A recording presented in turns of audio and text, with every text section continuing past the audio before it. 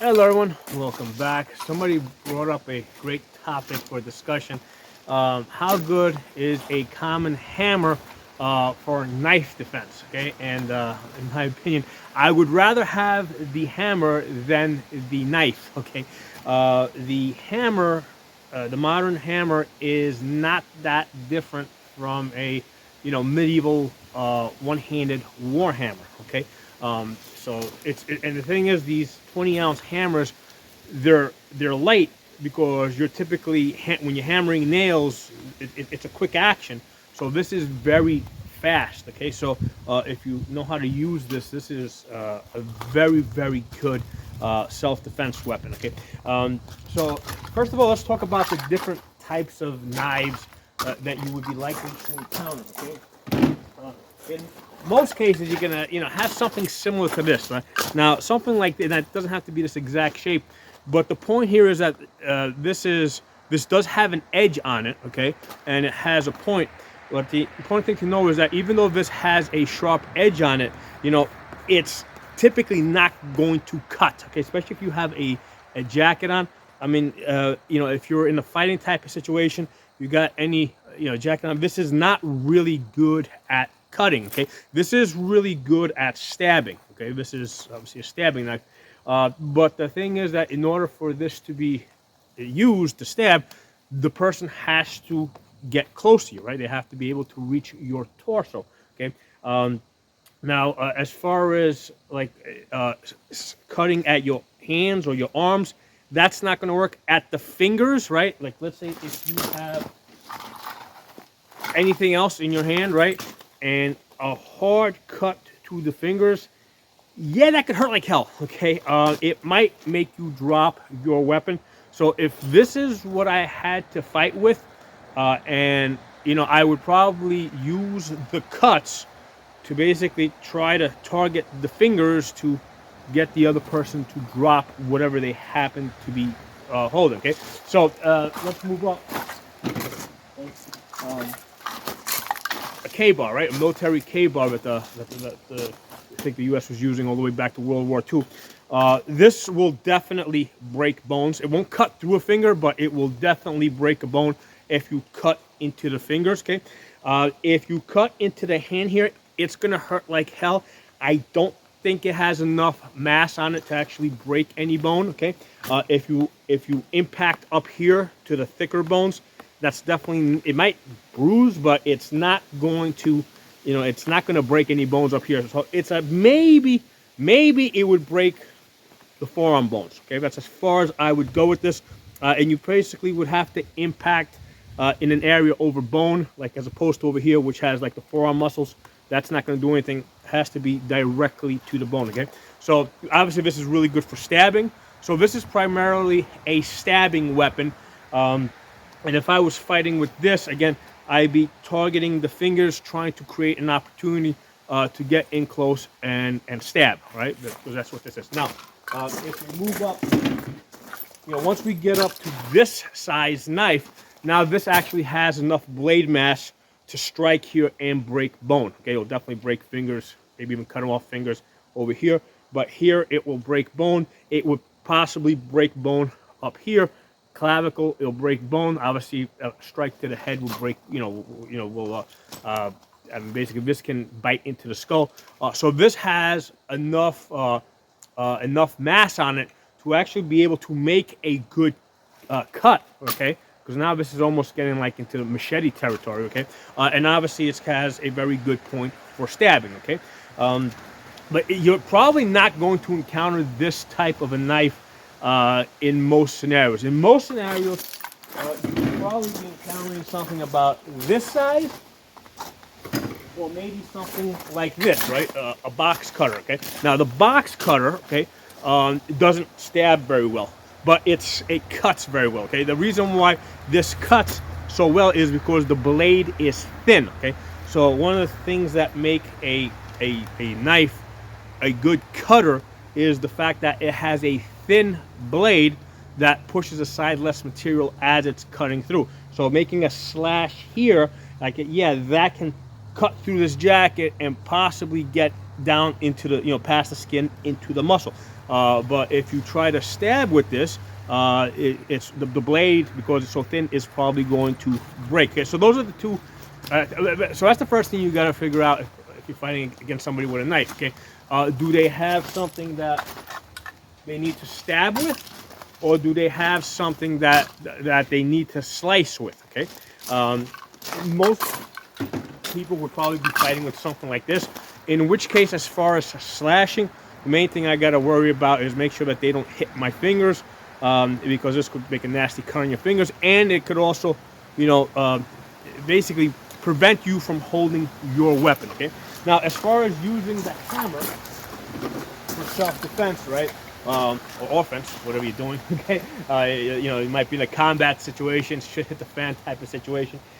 If I'm fighting somebody with a knife, okay, like, remember, in most cases they got something that needs to stab, right? It needs to stab. So my primary target with this is right there, okay?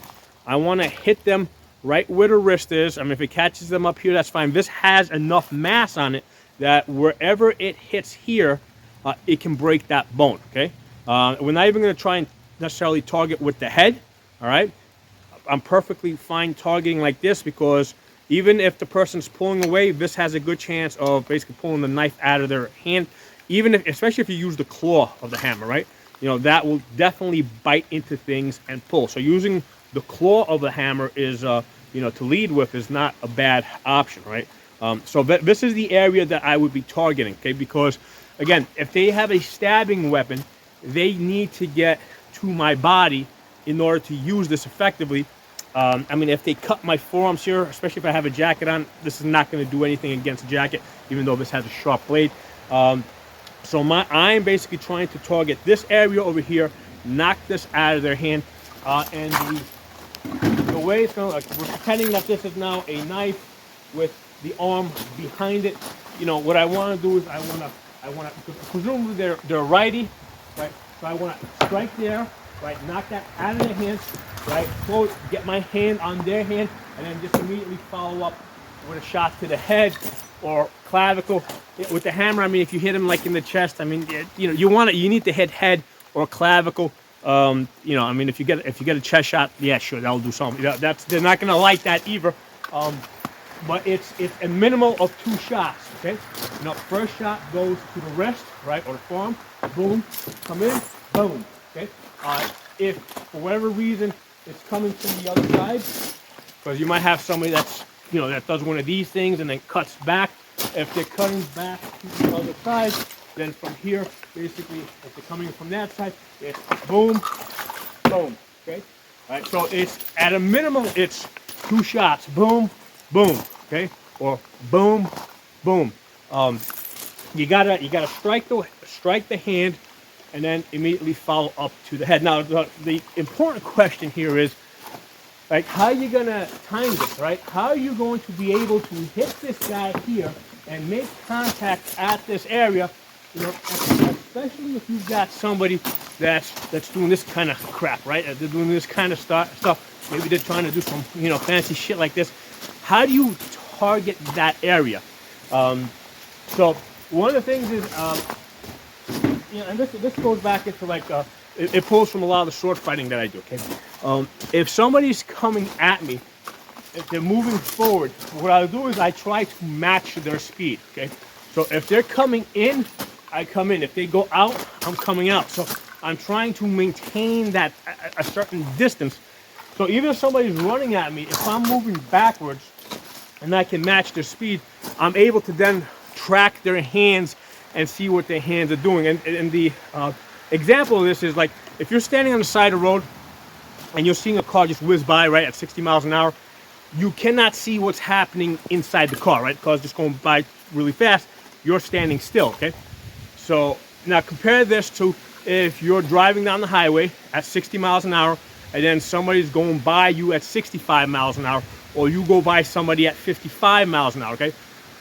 You're both going in the same directions. Your speeds are close enough that you can actually see what the person is doing in the other car that's next to you going in the same direction. So that's what you need to do in order to be able to see what somebody is doing, okay, you gotta match their speed in the same direction. A lot of times, like if I'm fighting with a sword and buckler, a lot of times people say, hey, how do you manage to catch somebody's sword with that little buckler? Well, because I'm matching their speed, okay? I'm matching the direction and the speed, which allows me to actually see what they're doing. It almost like kind of slows things down a little bit.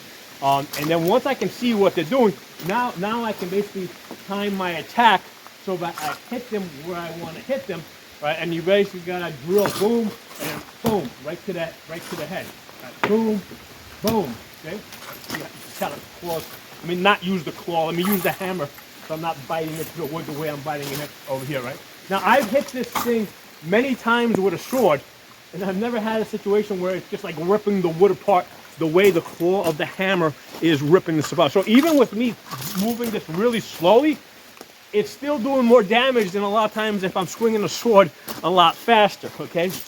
Just because there's more mass behind it.